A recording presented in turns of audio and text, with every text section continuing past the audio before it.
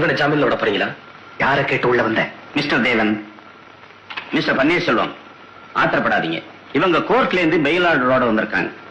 Court சொல்றதை நம்ம கேட்டுத்தான் ஆகணும். நாம அதிகாரிங்க, நீதிபதிங்க இல்ல. சார், எங்களுக்கு இவனுக்கு ஒரு யுத்தமே நடந்திருக்கு. 4 போலீஸ்காரங்க, ஒரு இன்ஸ்பெக்டர் ஸ்பாட்ல இறந்திருக்காங்க. இது வரைக்கும் 35 பேர் குண்டடிப்பட்டு சாவோட போராடிக்கிட்டு இருக்காங்க. அவங்க பொண்டாட்டி பிள்ளைங்க ஹாஸ்பிட்டல் சுத்தி அழுது புலம்பிக்கிட்டு இருக்காங்க. எங்க உயிருக்கு மதிப்பே கிடையாதா? கோர்ட் ஆர்டரை நாம மதிச்சாகணும். ஆர்டர் கொடுத்தவன அங்க வந்து நிக்க சொல்லுங்க.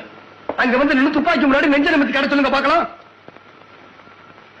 செல்வம், நீ பயப்படாத. நான் வெளியே வந்தா உன்ன ஒண்ணும் செய்ய மாட்டேன். ஒன்னும் இங்கே கொண்டு பதிச்சு ஏன் பயப்படுறீங்க? யாருக்கு பயப்படுறீங்க? இவன் வெளியே போக கூடாது. இவன் ஜெயில தான் இருக்கணும். இவன் மனுஷனே இல்ல. இவனை என்ன பண்ணாலும் தப்பே கிடையாது. சரி, இப்ப என்ன பண்ணலாம்?